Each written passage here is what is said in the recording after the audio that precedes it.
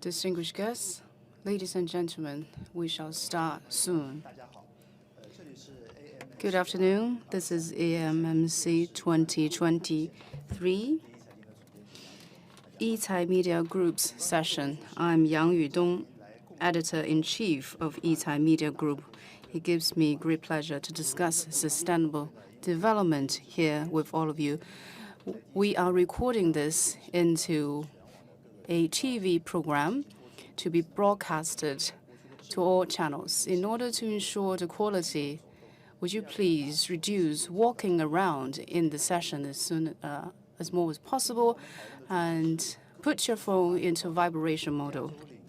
Today, our topic is sustainability reporting, best practices from Asia's campaigns. We have panelists from the left-hand side. Madam Bonnie Y. Chen, Co-Chief Operating Officer of Hong Kong Exchanges and Clearing. Mr. Lubomir Vabanov, Regional Leader, Public Sector Solutions, Asia Pacific Managing Director, Swiss Reinsurance. Mr. Su Shaojun, Secretary of the Board, China Pacific Insurance. Madam Danny Qian, Global Vice President, Jinko Solar. We have three tiers to unwrap our discussion today.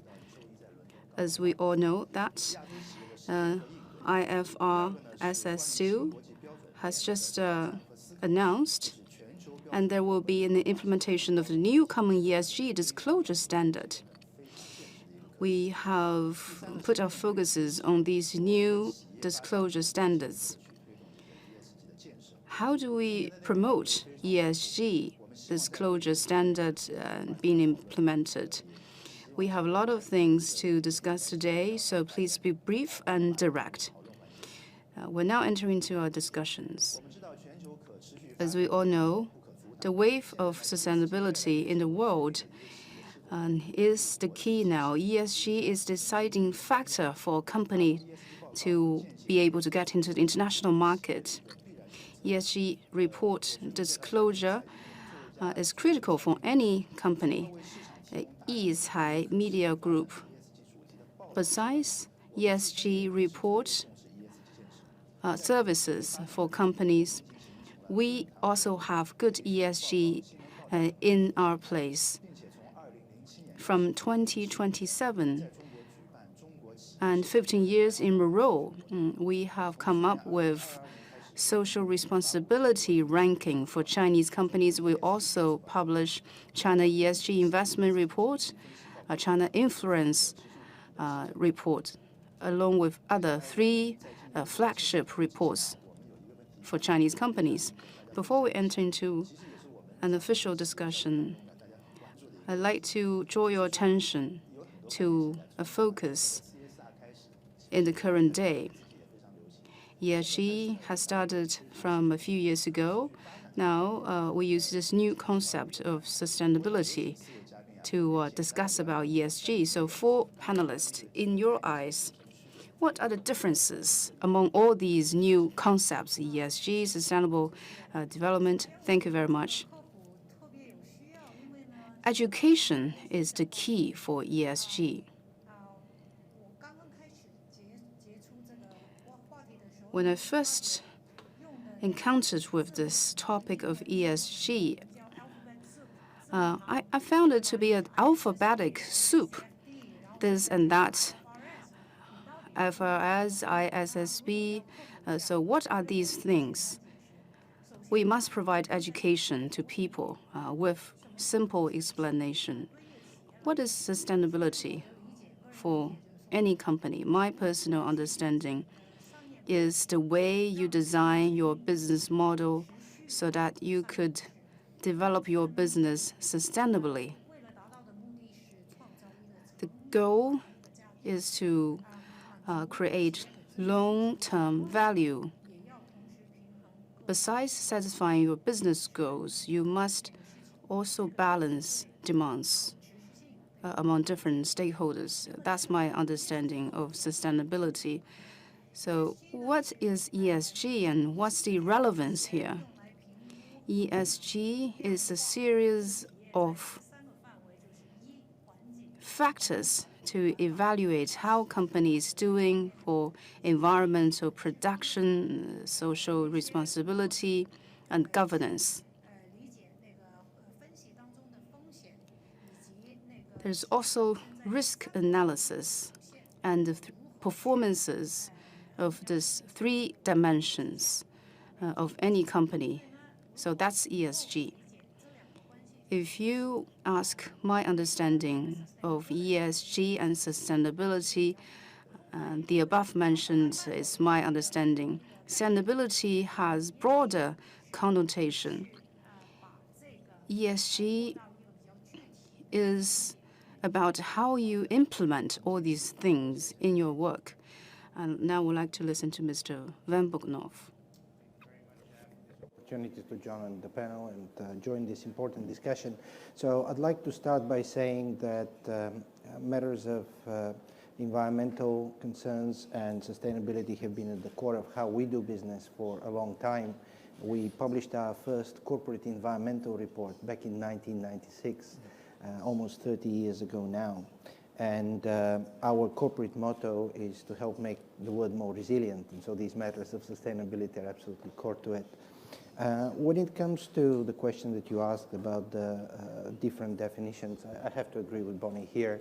You probably have the 2 concepts nested, one within the other: environmental, social governance, the impact on natural habitats, the impact on communities in the areas of operation, and of course, somewhat separate but related concept of governance and involvement of stakeholders in the operations of the firm.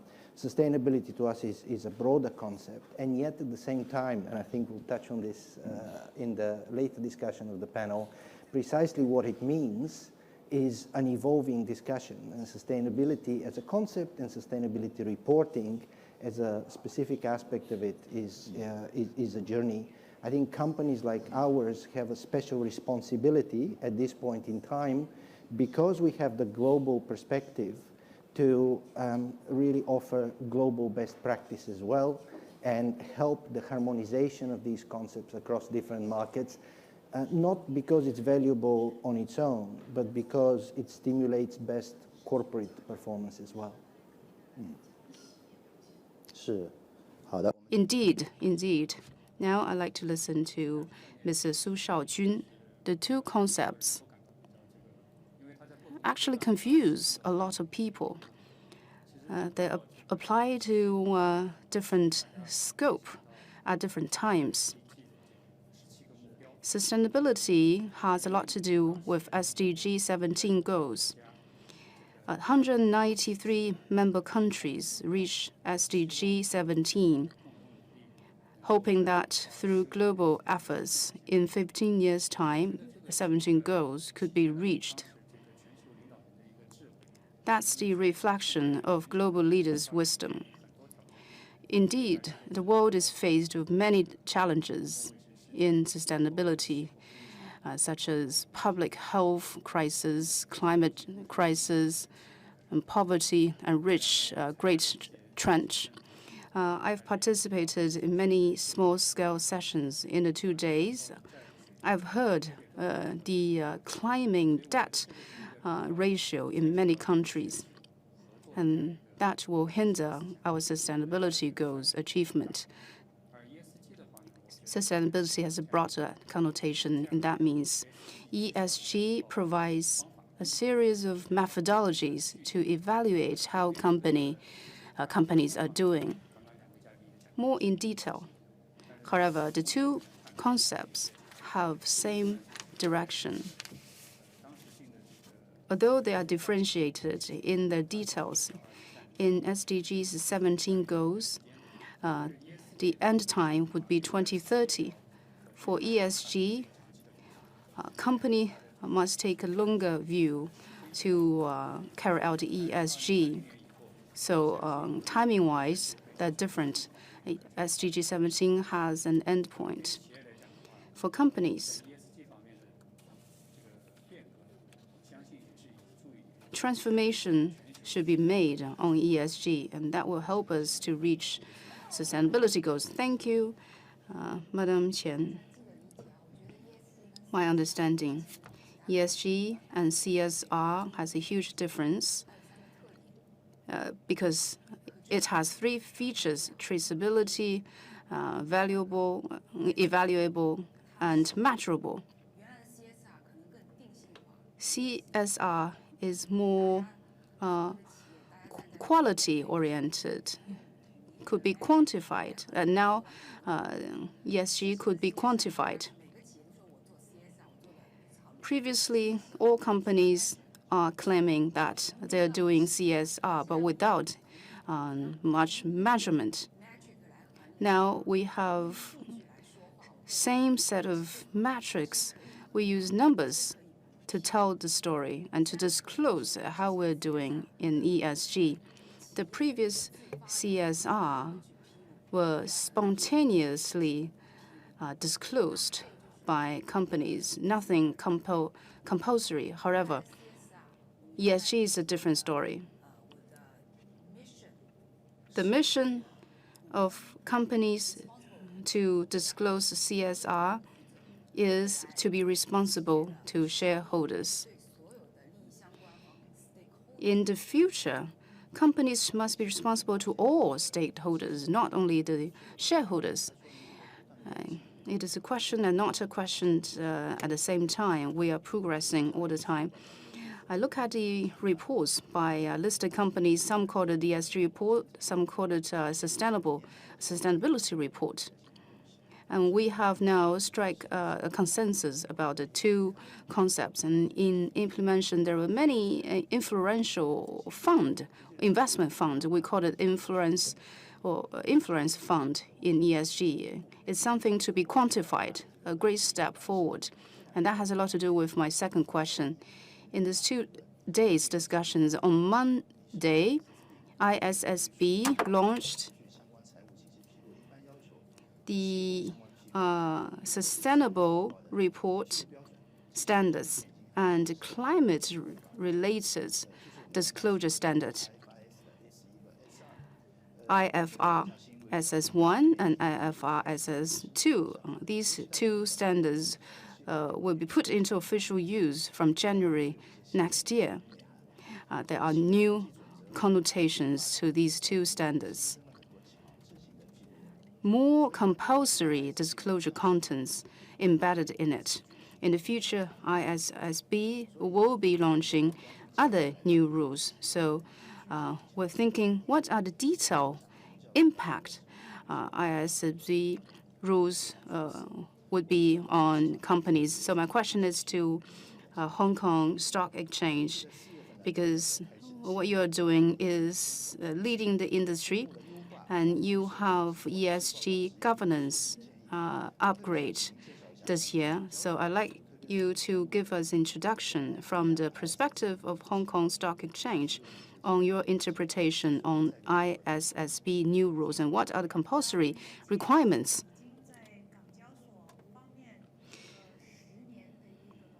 In Hong Kong Stock Exchange, we've been working on it for more than 10 years. We are not only an exchange, but also we have a function as a regulator. While in the past 3 years, I was responsible for the supervision and regulation of this listed company, and 2,600 companies listed in Hong Kong. And there is a measurable framework to work out relevant disclosures on ESG.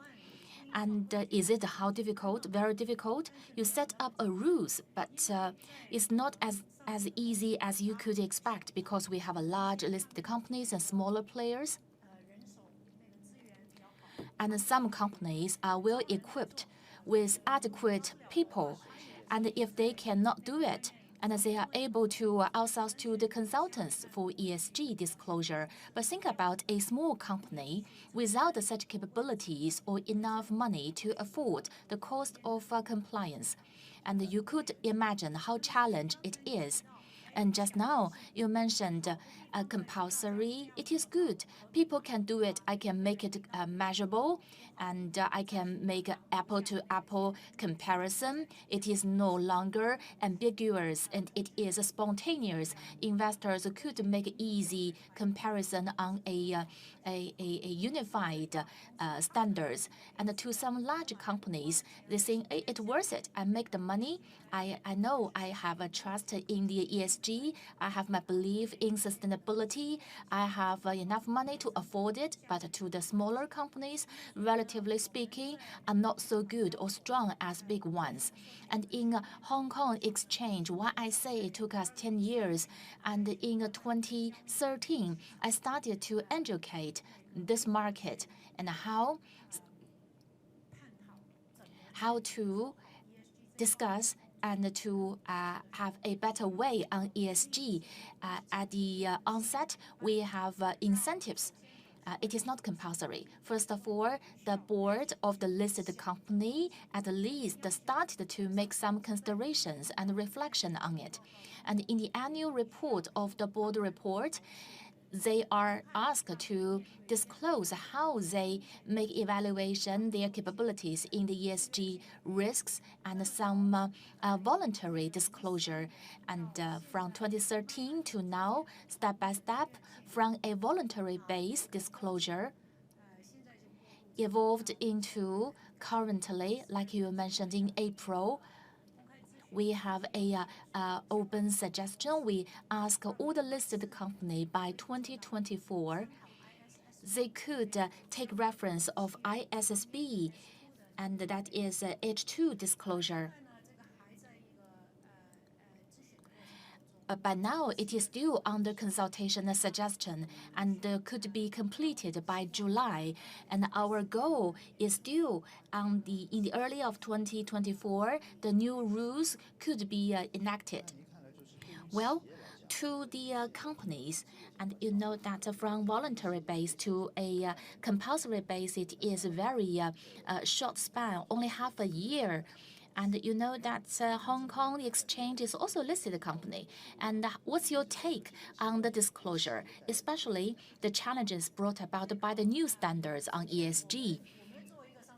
Well, we are a listed company, and of course we must be a role model or template for others. At least in the climate disclosure or environment disclosure, we have been working on it for a while. Scope 1, Scope 2, Scope 3, people know it quite well, such as the emission disclosure. Scope 1 and 2, your emissions, your power consumption, or the emission generated by you, it is easy to disclose. However, once go down to Scope 3, which means that your suppliers, your upstream, downstream, and you have wider or more extensive reach to both ends. This is much more difficult. You must ensure that your upstream and your vendors could offer the data. This is, of course, very difficult. As far as I understand it, I believe with a growing number of companies,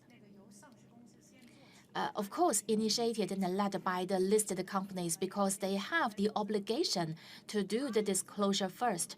Once they have the obligation to disclosure, of course, they will ask their upstream companies to offer data that forms a dynamics, a momentum. So it is no longer limited to listed companies, including non-listed one. Step by step, they would consider how to be compliant with the disclosure. And the other challenge we often encounter recently is about scenario-based analysis requested by the ISSB. Scope 1 to 3 are required. You need to have assumptions on the scenarios. For example, when the temperature goes to a certain level, how to quantify the impact of financial impact.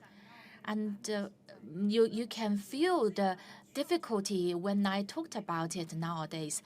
And a lot of work ahead of us as a regulator. we need to spend time and efforts to serve the listed company by offering information to them to help them to complete the transactions and the deals, and also to set up the compliant framework and some requirements. We also need to think in others' position. It is not one-step requirement. And for example, we have some transitional design in it. It is not one-step requirement. If some projects are very difficult, we allow a longer time of transition so that companies could get involved into it. So yes, we have a big challenge, but to the companies, you need to be well positioned. You need to have the right attitude based on standards and requirements, and we can take some time to realize that we need to have the first step. For example, upstream companies, with the upstream companies, we can have the right dynamics. And we believe this is the positive side of it. Now, I'd like to ask Mr. Lubermeyer. I know you are from financial industry, and for example, insurance company, financial company, you cover a lot of business. So, in the new ISSB standards, it emphasized the disclosure of investment and financing. The emission requirement is also required. And this compulsory information needed, we show great interest in it. How do you think it will bring some impact to the financial companies? I think it's very clear that there will be a number of very concrete impacts from the work of the International Sustainability Standards Board and the two standards specifically on sustainability and climate-related reporting. The first thing I would like to say is that having one global standard, or moving in the direction of one global standard for sustainability reporting, is a very big and a very important step in making these non-financial disclosures more robust and comparable across the world. And for an insurance company, this has a twofold benefit: on the underwriting side of the business, to be able to conduct the kind of analysis that we just heard from my colleague, but also on the asset management side of the business, where we invest in companies. We're similarly interested to understand their operations. My second point is that as a firm, Swiss Re supports very strongly the work towards meaningful transparency that can be achieved through these more harmonized frameworks. And there are two reasons for that. The first one is that we need to be pragmatic. I would like to echo what was being shared earlier. It's very difficult to approach this complex subject, this new subject, with a one-size-fits-all approach. And also, I think, whilst we don't have time to waste, it's important not to rush into solutions that actually take us back instead of helping us move forward. So to be more concrete here, I think the measures that are implemented need to be structured in a way that is mindful of the operational burden that is placed. And so the level at which reporting, for example, is conducted. When it comes to a firm like ours, operating across multiple geographies, it is a little bit different perhaps from a firm that's only active in one market. And it goes beyond the operability and the lowering of the operational burden. It's also a matter of meaningful transparency. It's not just a matter of publishing some metrics for the sake of having this publication, but you do want to be able to then compare. And again, for that, I think the reporting needs to be done at the right level. And then a final remark, if I may, on the voluntary versus mandatory aspect of this. Of course, there is an expectation that these standards over time will become mandatory as they are transposed into domestic law. There's leadership we're seeing already here in the region by Hong Kong, by Singapore, Australia, Korea, Japan, in that regard. And so that takes me to the core of the question that you asked: what will be the impact on financial services firms like ours? I think it will require more standardized disclosure, but ultimately the impact and the benefit that I see is that there will be more transparency for investors. And that, I think, is in everyone's interest and everyone's benefit. 非常好。首先 Thank you very much. And to the financial sector, and it is highly significant to the financial companies. And you mentioned the structured operation, and you very pragmatic in your solution, highly relevant and valuable. And also, we need to remind everyone of here, no matter international standards will be translated into the local laws and legislations, and we need to be pay more attention to it. Thank you very much. Now, I'd like to ask Mr. Su, the same question goes to you. I know you are from financial background. So the disclosure standards, especially the new ones from ISSB, what might be the challenges to the financial companies? Well, before talking about the challenges, I quite agree with the suggestions from the two guests. It offers a standards to this industry. This is quite important because in the history we come to know some disclosure framework and standards, but so many of them, and there is no unified framework or guideline. This time, ISSB was quite good based on the International Financial Board, based on TCFDA, SASB. And it put these into consideration, and these rules are available in the market. So ISSB really starts from a very high perspective, and so people can find it easy to accept. And on the IFRS, and it is good to do it on the IFRS because in disclosing non-financial data, the ultimate purpose is to help the investors to have an objective and fair understanding of the company. On the same framework, we work out a financial and non-financial disclosure, and both can be integrated, better guidance to the investors. When talking about challenges, I think that the financial sectors and this new standards is quite a good input to us. But you know, the challenge you mentioned is quite big at present. In my observation, 3 of them. First of all, wider scope. It asks you to have your supply chain disclosure and a lot of partner disclosure are more extensive. The other one is in-depth. And you know that you mentioned to the financial companies, the financed emission and the scope 3 is a big challenge to the scope 3. In our plan, 2 years extension to us, we need to make some preparation. But now, once the guideline is available, we are making very proactive preparation. And the other challenge, like you mentioned, and I think that how much you are going to disclose, for example, scenario analysis. And you know, to the insurance companies, our underwriting and assets, you know, both need to consider the scenario, even though there are some NGNF analysis. But what will be the input? We made some research on it. And this is a huge project, thinking about the input for our analysis. But this has a lot to do with your insurance business as an insurer.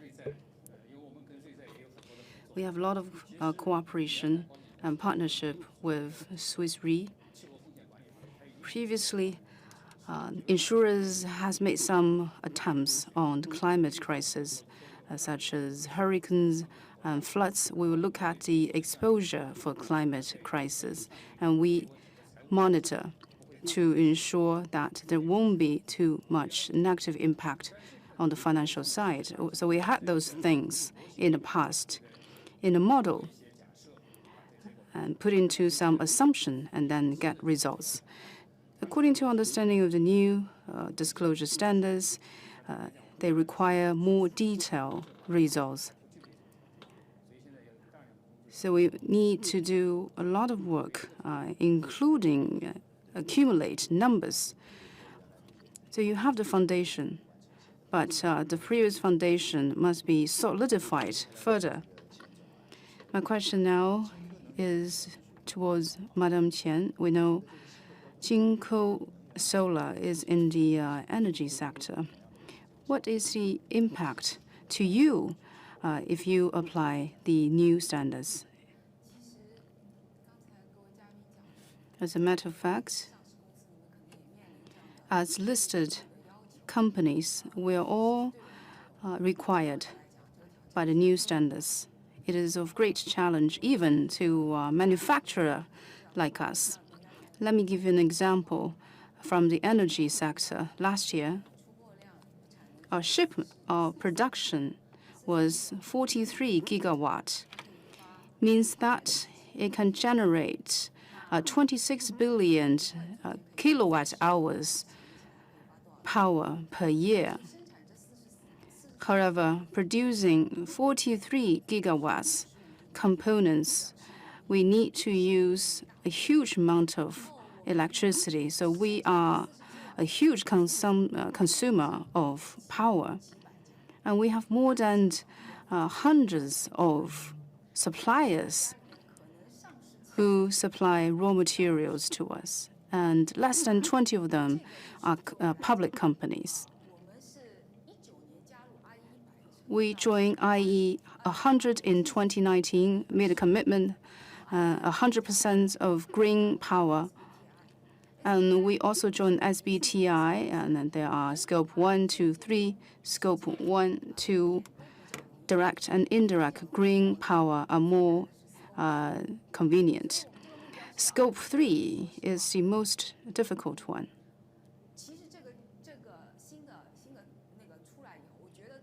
When the new standards got launched, we must start because it's better than nothing.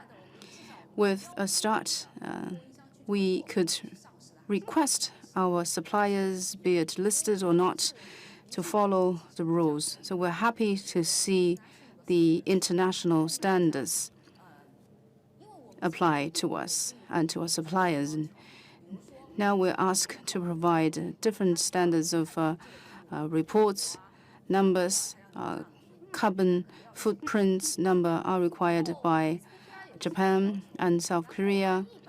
IE 100 has its own requirements. Now there is this international standards. As long as we prepare a set of complete reports, it would be enough. So we're happy to see the new standards coming up to us. However, nothing would be perfect overnight. We must do it step by step. Indeed, you are from the manufacturer side. I have a follow-up question for you, because we want to provide experiences to the industries. In Jinko Solar, in implementing and monitoring these standards, as you just said, you have so many suppliers. How do you actually implement this systematic work in order to apply to comply to the standards? We have carbon data calculation. That's the first step. The second step is to reduce emission. For us, reduce emission isn't that difficult. The first step is difficult, carbon footprint calculation. Why do I love to see international standards? For example, is nuclear power renewable? Is nuclear power offsettable? And that is confusing.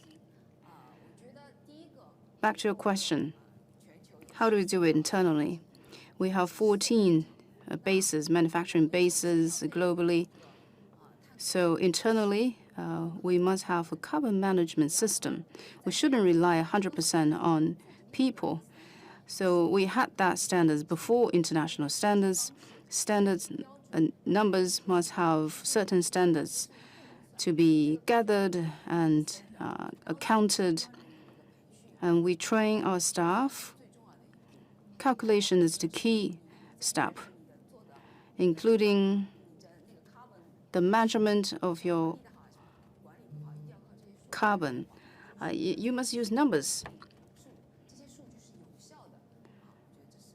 Numbers must be effective and be able to tell the true story about reducing emission. Factory ceilings, dormitory ceilings are all installed with panels, solar panels. And we are doubling our capacity in our business. So when we are selecting our new manufacturing bases, we select those places which could help us to achieve sustainability goals, place with natural resources to have green power.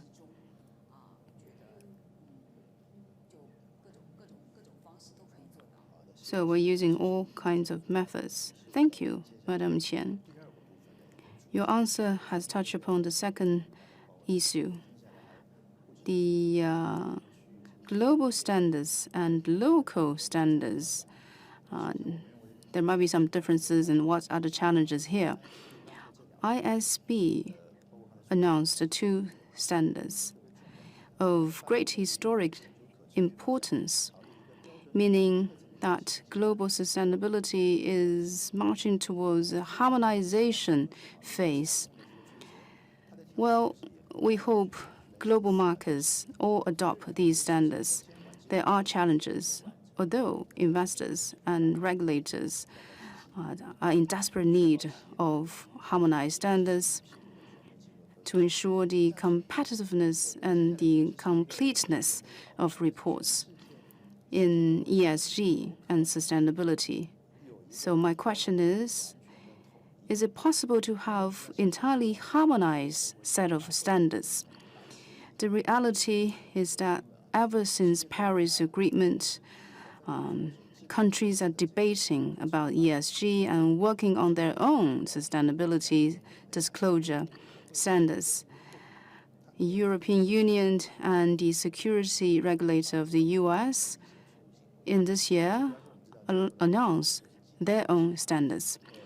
Your company might be listed in different locations, and different opinions appeared about the standards announced by different markets. So that's a problem which is happening now, arising from different cultures and understandings or different focuses. It gives me great pleasure to see that we have panelists from companies which are listed in different localities, sometimes multiple localities. My question is to Mr. Vabanov. Swiss Re are listed in Switzerland and US. Would you please introduce the technical comparison of the disclosure standards of the 2 different markets? Thank you for the question. And I will, first of all, point out the fact that this is probably not my area of highest expertise to offer this detailed technical analysis, but I hope I can offer several remarks of interest here when it comes to companies like ours that have multiple listings, or even without multiple listings. They're active in a wide variety of markets internationally. And I'll split my remarks in two parts here. First, on the fragmentation versus harmonization. I think for somebody like us, for a global reinsurer, it's extremely important to recognize the principle of group-level disclosures.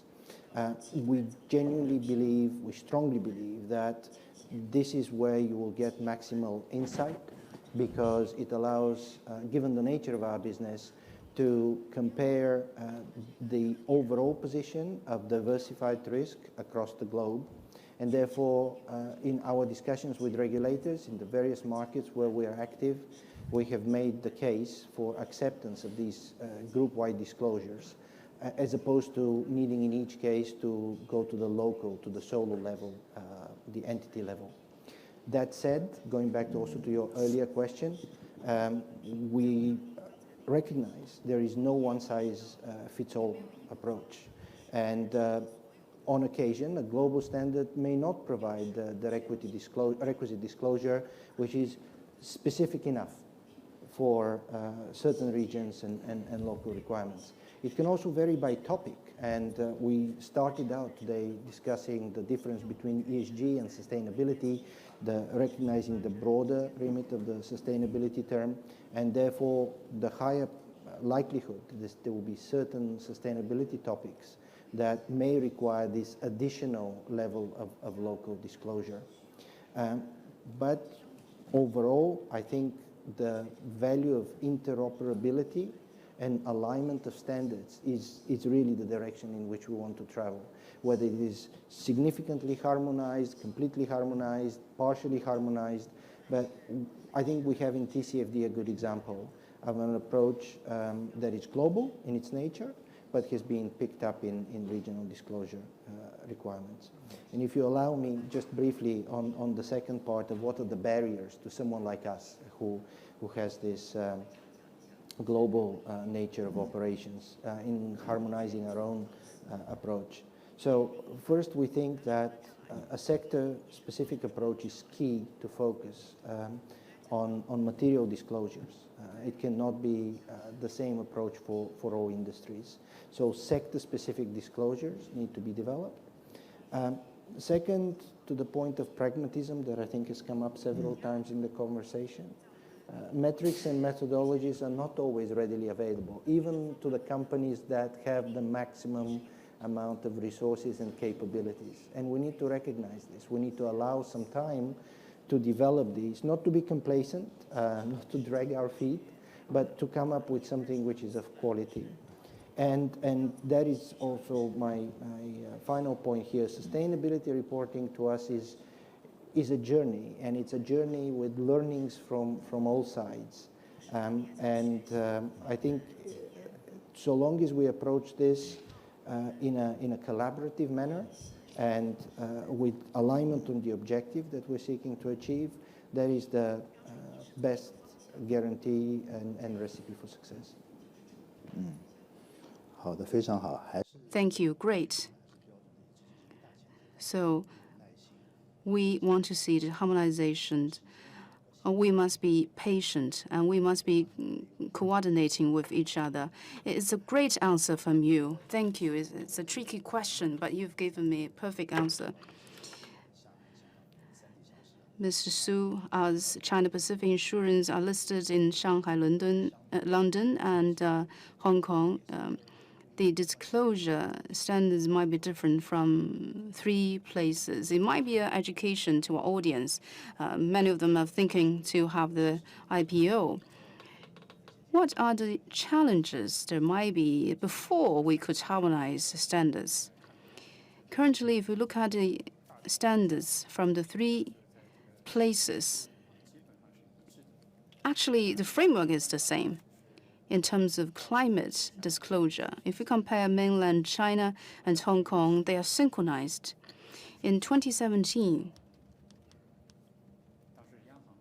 the central bank asked mainland companies to disclose about climate data. In the same year, Hong Kong Stock Exchange encouraged us to disclose according to the framework of the TCSB. And then, in accordance with the requirements of ISSB. And the London Exchange asked for a regular update of disclosure. And however, in terms of the enforcement and the standards, we still see some difference. And whether globally we can form a unified standards, I think it is very likely. However, in this process, we need to think about 3 principles. First of all, first principle is consistency. Secondly, compatibility, because the regional development levels are varied and also varied in their cultures. And therefore, in some sustainability, ideas are quite different. We need to be compatible. I want to give you a very good example. We joined the URPI, and there is one and top 25 consultants, and he is the only member of the committee, and he gave us a very interesting thing while discussing. a very simple, and I don't think there is too much political things about it. Talking about biodiversity, South Africa committee members, European and ours, have totally different views on biodiversity, and therefore in UNPI, and the government board, the governance board also be aware of it. They want to, under the big framework, they want to have a regional standards, not against the general principle, but also put local conditions into considerations, including infrastructures and their own capacity.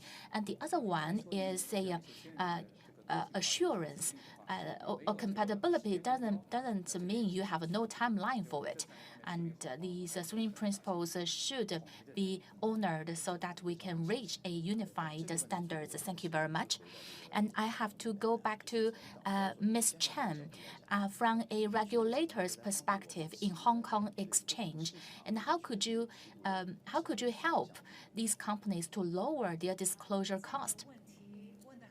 And this is such a good question, but there is no easy answer to it. I quite agree with what Mr. Su mentioned. As a regulator, we need to think in the other's head. We need to think about others' problems and difficulties. Consistency, you mentioned. You want consistency, but less compatibility. You want assurance, how to strike the balance between these three things. And I want to give you one example. And we are able to do, like I mentioned, education. We offer education, consultation, and so that especially those smaller players can get access to the information. I can share this with you. And the companies say we do not know how to disclosure scope 2. They called our team. I said, no problem. Just give me your electricity bill. I will tell you how to do it. So that is the service we can provide. And still, back to this issue, you must think others had. You must think about the difficulties these companies have. And we are quite agree that it is good to have a global standard. And there is, we know that it is not one size fits all, and it takes time, it takes process. We need to understand the issues of the companies. We need to make a transitional arrangement. And there is another thing I want to share with you about the consistency and how to perceive consistency. Once I was in another panel, I heard a very straightforward metaphor. I think it is quite good. What is apple-to-apple comparison? What is called a consistency? For example, we have the drinks, we have the snacks, we have biscuits. On the back, there is it tell you how much calories are there. For example, 300 calories. After drinking the Coke, you understand it immediately. You don't need to do the calculation. And if in the future, if you offer a service or a product available, on the back, there is a tag to it. People immediately understand how much emission it is. It is quite ideal, right? Such a wonderful thing to have. It's easy to say about it, but to realize that a result, it is a massive project. However, if people agree apple-to-apple comparison and also consistency, we are working towards the same direction to make sustainability better worldwide. And this is the ultimate goal we need to fight for. And in the future, which company's business will be very good? That is to accurately measure their footprint and emission to lower the social cost. And we hope that we could see such good companies like these. And the last question, and we need to be very specific. We want to ask all of you, talking about ESG, And how could companies to have a better ESG? You know that we have a standards worldwide, which means that the companies need to have a task to realize the ESG goals. And this is the trend. How could companies develop themselves to meet ESG standards? How to build up themselves? How to make the plan and the preparation? Very briefly, I want to listen to your view and suggestions from the perspective of the companies. I know in the audience are quite many of them are companies. I want to ask, and Mr. Van Banov, how about the financial companies from passive to active? What are the key issues? How to address these key issues? Very brief answer. Thank you. So maybe I will start by pointing out that this is something that we already do. If you look at our sustainability report and where it sits, it actually, the climate-related financial disclosures are a chapter in the financial report of Swiss Re. So the two are inextricably linked. On what, since you're asking me to be very brief, what I would say is firms like ours and businesses more broadly need to recognize two things. The first one is that the externalities that we have perhaps been used to in the past, they will be internalized going forward. And one example of that is carbon taxation. And in the same way as we prepare for other significant changes in our regulatory environment, in our authorizing environment, we need to anticipate and prepare, not necessarily for fiscal measures, but generally for the internalization of some of these externalities. And then the second part is that there will be a lot of opportunities. We should not be thinking of these additional standards, of this reporting as simply a measure of compliance and transparency, but for the businesses that can demonstrate the focus which is being placed and the superior performance that they have in this space, this will attract capital and will support growth. So these are my two answers. Prepare for the internalization of the externalities and prepare for the opportunities that will come with high transparency. Externality to internalize them to get fully prepared for the disclosure so that we can better prepare for the new standard of ESG. And Mr. Su, and what is your suggestion? A brief answer, please. I think that it is a long time project. On onset, you need to have a structural or the institutional preparation, and we have a board. On the board, we have a ESG committee, we have a management board, we have an office, we have a work group.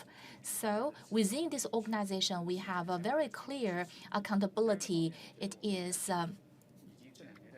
and in these 2 years, we have transferred to performance-based, even though the weightings are quite low, but we must tell our people such a job on ESG is very valuable. The other one is information disclosure. There is external constraint so that the internal organization staff know they must do it. They must do it in a good way. The other two things I must mention, for example, collaboration with the counterparts companies or the international partners is very important. This is global work. A company simply working on its own is not possible to make it a success. And the government plays an important role, and the people know it. And we often ask the support from the government. We need two sides of it. A very good summary. I need to repeat it. One, structural, institutional preparation. The other one, performance-based weightings, quite creative. I believe it plays a role. And also the compulsory constraints. And finally, and full collaboration, cross-sector, cross-border collaboration.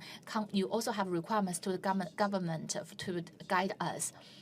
And so behind a unified standards internationally, it needs everyone's efforts. Now I want to ask Mr. Chen, and what is your suggestion to the energy companies? First of all, a shift of the mind. ESG is not deemed as a workload or a burden. We need to believe it is an opportunity.